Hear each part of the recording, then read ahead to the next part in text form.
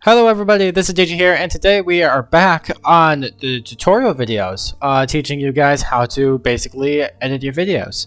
Today, in this video, I'll be giving you guys a crash course on how I edit my Generation Zero videos, one of my most personal favorite ones. So I'm just not going to keep you guys waiting for too long, let's just get started. When I record my Generation Zero videos, I actually use two things when I record. One is the video and my voice, and the other is the game's audio. I particularly do this in a lot of videos so I can adjust volume to tracks, whether things are significant or less inefficient to be heard of. But this is just an option if you guys want to start doing this more to the advanced levels of editing. But I'd say I would recommend to just go for a basic OBS software that can easily record your voice, the game's audio, and the video itself. At the start of the video, I actually recently got a new song that I recently recorded. There are two options when you want to start acquiring certain songs to put in your video. One is to download them, which is a bit more riskier, or a much more risk-free option is to record it. And don't worry, I did some research and I found out that this song is actually not copyrighted, so it's good to use. That's one thing that you have to understand when you want to start using certain songs, is just to know if they are copyrighted or not. There are certain websites out there that can actually detect whether a song is copyright protected or not, and some that's just easily free. Now, I would even recommend going to the YouTube Studio, where it gives you a list of songs to use, because all of them are safe to use, and they're actually recommended by YouTube themselves.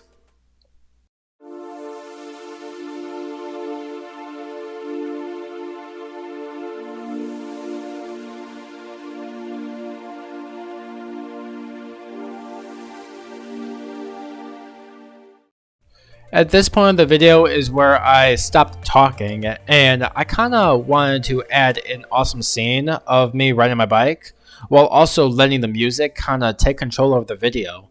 It's a fun way how to establish really good balance between the video and whatever it's being played that's according to the sound. So probably the best way I kind of chose to do this is to adjust the volume of the music track. So here is an idea of how to do that. What you have to do is you have to cut the music track, split them into halves, and make them overlap each other. There you will have the ability to provide a fade in and a fade out feature on both tracks. Make sure the first track has the fade out and the new track will have the fade in. And just the new track will have the new volume set where you wanted to make it go louder or quieter, which I chose louder. Right here in the same scene, I actually started to use the Generation Zero logo, which I have been doing this more often in my videos. The reason why is to kind of establish the introduction, I'd say. This introduces everyone, what game is this, what it's about probably. It gives context, and it's good to establish a good introduction at the start of the video. And another idea, if you want to get more creative to this, is to try to add some kind of motion with that image, like, the logo itself. I was able to do that by pinpointing one point at a small size and pinpoint the last point for a much more bigger size, and it kind of transitions slowly to enlarges.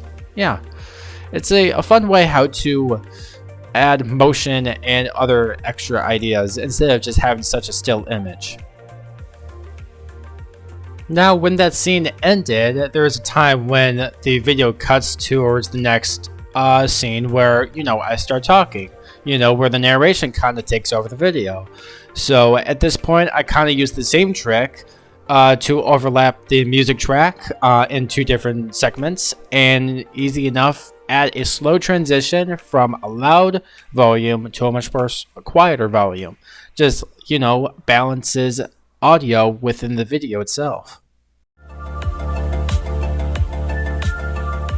There it is, the town of Clinty.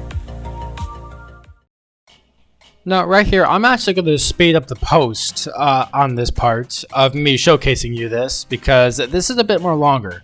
The reason why, it will kind of give you a much more bigger picture on when it comes to making large cuts or small cuts, because When there is a large scene or something more impactful like a battle of some kind, you know, like at this scene, this is where I am storming an FNIX outpost. So what I began doing while editing this, I actually made some cuts specifically just to remove some random stuff, some areas where you just don't want to listen to, and some might even sound like so very significant that you probably want to listen to that stuff more often.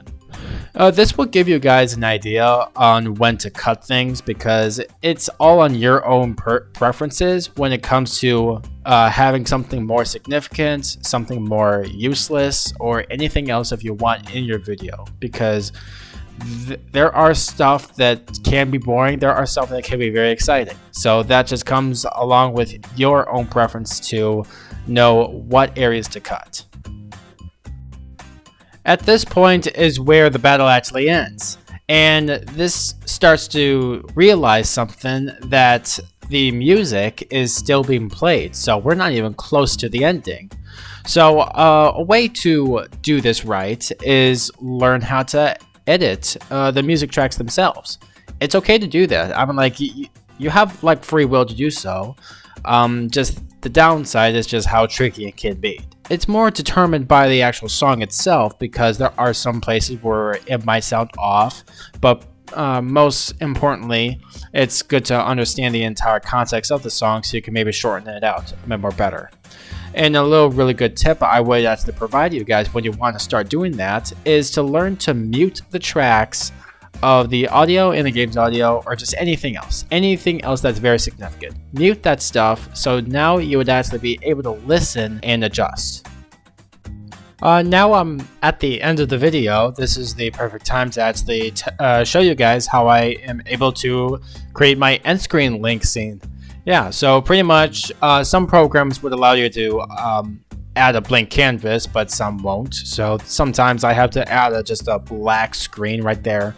But other than that, I am given a lot of, I don't know, different assets into this program of Wondershare Filmora to provide. But I use some effects onto the screen to provide some animation and motion and things, and also the logo itself. And I also remember to provide the music and to adjust the volume right to just make it a bit more louder and more significant throughout the video. And that is it. That is how I edit my Generation Zero videos. Well, I hope you guys actually learned a thing or two on how to edit your videos. Maybe just do some advanced stuff, or just some of the basics that I provide. But I really hope my tips actually give you some good lesson here and there, what else to do to add to your videos, make some basic stuff. But I can assure you that you will improve as time goes on. I went through a lot of my times.